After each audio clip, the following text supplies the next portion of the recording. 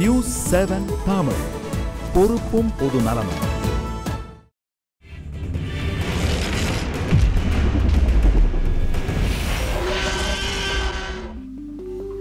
Welcome back to super housefull. விஞ்ஞானி இந்த படம் வந்து சக்ஸஸ்ஃபுல்லாக ஓடிக்கிட்டு இருக்கு. இந்த படத்தோட நாயகன் பார்த்தி அவர் வந்து எக்ஸ்க்ளூசிவாக நியூஸ் 7 தமிழுக்காக இன்டர்வியூ கொடுத்துருக்காரு. எங்களுடைய செய்தியாளர் அபிநயா நடத்தின உரையாடல் உங்களுக்காக. எங்கள் சேனலுக்கு வந்திருக்க ரொம்ப சந்தோஷம். Thank you so much.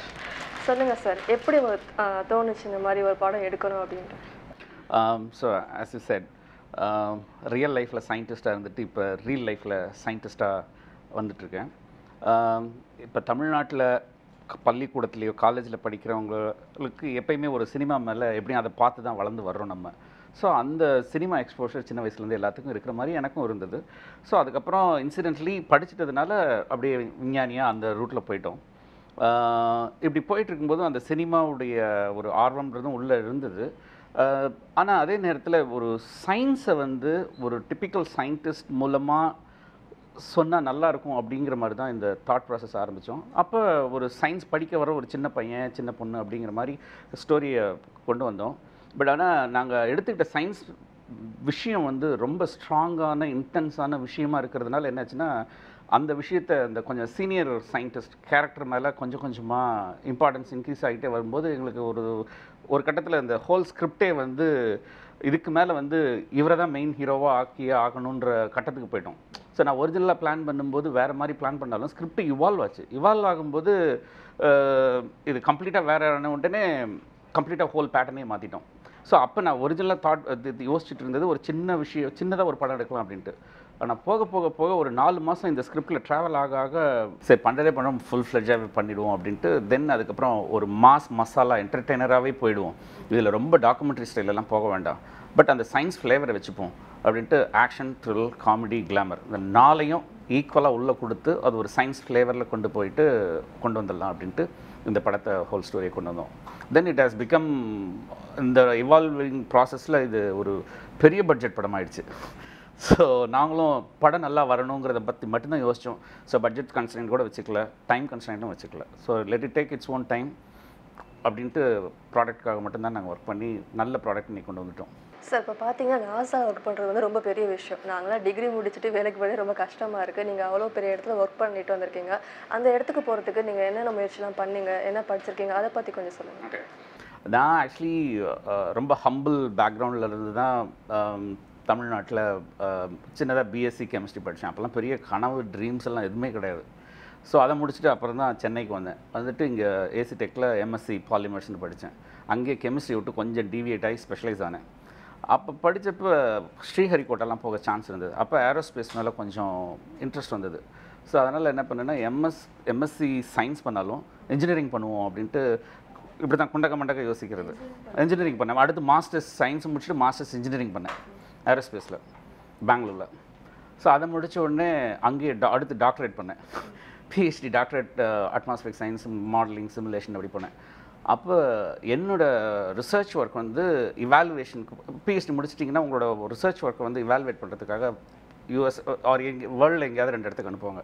அப்படி ஒரு காப்பி யூஎஸில் நாசாக்கு போச்சு. அவங்க பார்த்துட்டு நீ இந்த தீசிஸில் இருக்கிற ஹைபாத்தசிஸ் கரெக்டாக இருந்ததுன்னா ஒரு பேசிக் சயின்ஸை கொஞ்சம் ஆல்டர் பண்ணும் அப்படிங்கிற மாதிரி ஒரு எக்ஸ்ட்ராடினரி பாசிட்டிவ் ஃபீட்பேக் வந்தது. ஏற்படுத்தும் அப்படின்ட்டு ஒரு ஃபீட்பேக் வந்தது. சரி ஓகேன்னு நான் விட்டுட்டு பார்த்தா 2 நாள் கழிச்சு எனக்கு நாசாவில் வந்து இன்விடேஷன் வருது, ஒழுங்காக இங்கே வந்து சேரு அப்படின்னு.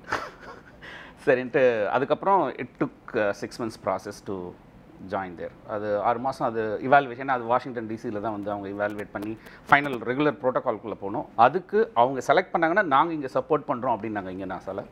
அதுக்காக 6 மாதம் வெயிட் பண்ணுங்க அப்படின்னாங்க. ஆனால் அந்த 6 மாதம் ஒரே கண்டிஷன், நீ எங்கேயும் அப்ளை பண்ணக்கூடாது. ஏன்னா நாங்கள் ட்ரை பண்ணுறோம். ஸோ 98% கிடச்சிரும். But still there is a chance that உங்களுக்கு கிடைக்காமையும் போக சான்ஸ் இருக்குது. ஆனால் அதுக்காக நீங்கள் எங்கேயும் அப்ளை பண்ணக்கூடாது. நாசாங்கிறது வந்து ஒரு ட்ரீம் இல்லையா? ஸோ அதனால் I took the risk of waiting. Fortunately அது கிடச்சிது. So did a good work over there. எல்லாம் முடிச்சுட்டு அதுக்கப்புறம் இஸ்ரேல் போயிட்டேன். இஸ்ரேலில் ஒரு 2 வருஷம் இருந்தேன். அதுக்கப்புறம் இந்தியா வந்துட்டு சயின்ஸ் எப்படி பிஸ்னஸ் பண்ணுறது அப்படின்ட்டு இன்வெஸ்டர்ஸ் 2 பேர் டெல்லியில் ஒருத்தர் ஹைதராபாத்தில் ஒருத்தர் 2 பேத்துக்கும் சக்ஸஸ்ஃபுல்லாக அவங்களுக்கு சயின்ஸ் எப்படி பிஸ்னஸ் பண்ணுறது அப்படின்ட்டு அப்போ வேர்ல்டு ஃபுல்லாக ட்ராவல் பண்ணேன். Almost like last 10 years world ஃபுல்லாக ட்ராவல் பண்ணிகிட்டே இருந்தேன். அதுக்கப்புறம் எனக்கே தோணுச்சு ஏதோ ஒரு சேச்சுரேஷன், ஏதோ ஒன்று லைஃப்பில் மிஸ் ஆகுது அப்படின்ட்டு. அப்போ தான் யோசிச்சேன், the art is close to my heart. So நான் எங்கே போனாலும் எனக்கு ஏதாவது ஒரு மியூசிக் பீஸ் பிடிச்சிருந்ததுன்னா அங்கே அப்படியே ரெக்கார்ட் பண்ணிப்பேன். சப்போஸ் ஃப்ரான்ஸில் போயிட்டு இருக்கும்போது யாராவது ஒரு பிச்சைக்காரன் ஒரு டாய் வச்சுட்ருப்பான், அதில் done done done done done done அப்படின்னு இருந்ததுன்னா அது எனக்கு அப்படியே பிடிச்சிடுவேன். ஸோ இதே மாதிரியே நான் போயிட்டே இருக்கும்போது இதெல்லாம் கம்பைன் பண்ணும்போது எனக்குள்ளே ஒரு ஸ்கிரிப்ட் அப்படி அதுவாக ஓடிட்டு இருக்கும்போது 2012 டிசம்பரில் தான் யோசித்தேன், சம்திங் ஸ்டில் ஏதோ மிஸ்ஸிங், எதை பண்ணாலும் அதில் கம்ப்ளீஷன் எனக்கு வந்த மாதிரி தெரியல என்ன அப்படின்னு யோசிக்கும்போது ஆமாம் அப்போ தான் யோசித்தேன், த ஃபில்ம் இஸ் ஸ்டில் ஒரு ஏரியா இன்னும் டச் பண்ணலையே அப்படின்ட்டு. ஏன்னா நடுவில் பார்த்தா நான் மெடிசனுக்குள்ளேயும் போயிட்டு வந்துட்டேன். ஸோ இங்கே இந்த கேன்சர் ரிசர்ச் அந்த மாதிரியும் ஒர்க் பண்ணி எல்லா ஃபீல்டும் டச் பண்ணியாச்சு. இப்போ இந்த ஒரு ஃபீல்டு டச் பண்ணாமல் இருக்குது, ஸோ இதையும் டச் பண்ணிவிடுவோம் அப்படின்ட்டு சின்னதாக தான் யோசித்தேன். அப்போ யோசிக்கும்போது உள்ளே நுழையிறோன்னு தான் யோசிச்சேனே ஒழிய ரொம்ப பிரம்மாண்டமாக உள்ளே போவோம் அப்படின்லாம் நான் யோசிக்கவே இல்லை. பட் இப்போ அது that has taken its own process. இந்த படத்துக்கு டைட்டில் பார்த்தீங்கன்னா விஞ்ஞானின்னு வச்சுருக்கீங்க. ஸோ இது வந்து அந்த பேஸ் பண்ணி தான் இருக்குமா சார் கதை ஃபுல்லாக? ஆமாம், அதாவது சொல்கிறதே சொல்கிறோம், வித் சயின்ஸ்னு இறங்கிட்டோம். இந்த ஃபீல்டுக்குள்ளே உள்ள வந்த உடனே எனக்கு பார்த்திங்கன்னா பியூட்டிஃபுல்லாக இந்தியாவில் இருக்கிற பெரிய விஞ்ஞானிகளோட சப்போர்ட்லாம் கிடச்சிது. அவங்களுடைய ரிசர்ச் லேப் தான் பேக்ரவுண்ட் இந்த படத்துலேயே. அங்கே இது வந்து மோஸ்ட் எக்ஸ்பென்சிவ் லேபரேட்டரி செட்டப் வந்து இந்த படத்தில் நீங்கள் பார்க்கலாம். இப்போ பள்ளிக்கூடத்தில் ஒரிஜினல் லேப் செட்டப் அது வந்து எத்தனை கோடின்னே உங்களால் மதிப்பிட முடியாது, அந்த மாதிரியான இன்ஸ்ட்ருமெண்ட்ஸ் எல்லாமே அது எல்லாமே இந்த படத்தில் பார்க்கலாம். ஸோ இப்போ வந்து நீங்கள் பள்ளிக்கூடத்தில் படிக்கிறாங்க, +2 பயாலஜின்னு படிப்பாங்க, டிஎன்ஏ அது இதெல்லாம் படிப்பாங்க, பயாலஜி ப்ரோட்டீன். அதை நாங்கள் இந்த படத்தில் ஒரு டாக்குமெண்ட்ரியாக சொல்லாமல் என்னோடய பேக்ட்ராப்பில் இருக்கும். ஸோ இப்போ காலேஜில் வந்து சயின்ஸுக்கு ஒரு கோர்ஸ் எடுத்து படிக்கிறாங்கன்னாக்கா அவங்க வந்து இதை வந்து அவங்க காலேஜில் கூட இந்த ஃபெசிலிட்டி கிடையாது, எந்த காலேஜ்லேயும் அந்த ஃபெசிலிட்டி கிடையாது. அதை வந்து அவங்க இந்த படத்தில் பேக்ட்ராப்பில் பார்க்கலாம். சில நாளைக்கு இன்றைக்கி சயின்ஸ் படிக்கிறவங்க நாளைக்கு என்னோடய சயின்டிஸ்ட்டாக ஒரு கேரியராக போவேன் அப்படின்னாக்கா அந்த சயின்ஸ் பண்ணுற இடத்துல எப்படி இருக்கும் ஒரு ஒர்க்கிங் அட்மாஸ்பியர் அப்படிங்கிறது இந்த படத்தை பார்த்து தெரிஞ்சுக்கலாம். கதையை ஒரு மேலோட்டமாக சொல்லுங்கள் சார், என்னதான் கதை? ஒரு கதையை மேலோட்டமாக ஒன்லைனில் சொல்லணுன்னா, தமிழன் உலகின் முதல் விஞ்ஞானி. இந்த படத்தில் பார்த்தீங்கன்னா மீரா ஜாஸ்மின் மேம் நடிச்சிருக்காங்க. ரொம்ப நாளுக்கு அப்புறம் தமிழ் படத்தில் நடிக்கிறாங்க. அவங்க எதுக்காக அவங்கள சூஸ் பண்ணுங்க, எந்த விதத்தில் அவங்க வந்து இந்த கேரக்டருக்கு செட் ஆகும் நினச்சிருக்கீங்க? இந்த கதை ஃபார்ம் பண்ணின உடனே கொஞ்சம் கொஞ்சமாக இந்த கதையை நாங்கள் சொன்னது மீரா ஜாஸ்மின் கிட்ட தான். ஆனால் அப்போ நாங்கள் சொல்லும்போது கதை கொஞ்சம் வேறு மாதிரி இருந்தது. அந்த கதையை சொல்லிவிட்டு நாங்கள் வந்துட்டோம். ஒரு 2 மாதம் நாங்கள் வி ஸ்டார்டட் ஒர்க்கிங். என்னென்ன அந்த கதையில் நாங்கள் வந்து 100% எங்களுக்கு வந்து இவங்க தானா இல்லை வேறு ஏதாவது இன்னொரு ஆல்டர்னேட் கூட பார்க்கலாமாங்கிற மாதிரி தாட் ப்ராசஸ்லாம் வேறு வந்தது. ஒரு 2 மாதம் நாங்கள் கதை இவால்வ் ஆச்சு. ஆனால் கதை கம்ப்ளீட்டாக மாறும்போது இது மீரா ஜாஸ்மினை தவிர வேறு யாருமே பண்ண முடியாது அப்படிங்கிற மாதிரியான ரோலாக அந்த ரோலும் மாறிடுச்சு. நாங்களும் கன்வின்ஸ் ஆகிட்டோம். இதில் இன்ட்ரெஸ்டிங்லி என்னென்னா இந்த 2 மாதத்தில் நாங்கள் கூட அவங்கள மறந்துட்டோம். அவங்க 2 மாதம் கழித்து எங்களுக்கு தெரிஞ்ச ஒரு மூலமாக எப்படி இன்னும் விஞ்ஞானி படம் ஆரம்பிச்சிட்டாங்களா அப்படின்னு கேட்டிருந்தாங்க. இவ்வளோ பெரிய ஆர்டிஸ்ட் வந்து நம்ம படத்தை இன்னும் அதாவது விசாரித்தாங்க அப்படிங்கிற ஒரு விஷயத்தை கேட்டு டக்குன்னு திரும்ப போய் கேட்டோம், இந்த படத்தில் அவங்க பண்ணுவாங்களா அப்படிங்கிற மாதிரி. ஸோ அவங்களுக்கு அந்த ஸ்கிரிப்ட் ரொம்ப ஸ்ட்ராங்காக பிடிச்சிருந்ததுனால அவங்க இது பண்ணாங்க. ஏன்னா இது வந்து ஒரு கிராமத்துலேருந்து வர ஒரு தமிழ் டீச்சர், பவர்ஃபுல்லான டீச்சர். இவனோட கேரக்டரும் பார்த்திங்கன்னா, ஹீரோவோட கேரக்டரும் பார்த்திங்கன்னா கொஞ்சம் எக்ஸென்ட்ரிக் ஜீனியஸ். இவனை வந்து அடக்கணும் அப்படிங்கிற மாதிரியான கேரக்டர் அங்கேருந்து வராங்கன்னா அவங்க எவ்வளோ பவர்ஃபுல்லாக இருக்கணும். ஆனால் வெளியில் ஒன்றும் காமிச்சிக்க மாட்டாங்க, ரொம்ப நார்மலாக அடக்கமாக இருப்பாங்க. ஆனால் ஷீ இஸ் மோர் பவர்ஃபுல் தேன் ஹீரோவோட மோர் பவர்ஃபுல் கேரக்டர் அது. ஸோ அதனால் இதை வேறு யாரும் எனக்கு தெரிஞ்சு ஜஸ்டிஃபை பண்ண முடியுமான்னு தெரியல. அவங்களால மட்டும்தான் இந்த அது நீங்கள் படம் பார்த்ததுனால நீங்களே ஒத்துப்பீங்க. கண்டிப்பாக. படத்தோட இசை பற்றி சொல்லுங்கள் சார், எந்த அளவுக்கு பக்கபலமாக இருக்குது படத்தோட இசை? இந்த படத்தில் இந்த வருடத்தின் மிகச்சிறந்த பாடல்களில் கண்டிப்பாக இந்த படம் வந்து நிற்கும். இதை நான் சொல்ல வேண்டிய அவசியம் இல்லை, இது மக்கள் ஒரு தடவை கேட்டாங்கனாலே பிடிக்கும். ஏன்னா நான் மியூசிக் டைரக்டர் இந்த ஹோல் படத்துக்கு ஆல்மோஸ்ட் க்ளோஸ் டு 1 year என் கூட ட்ராவல் பண்ணார்.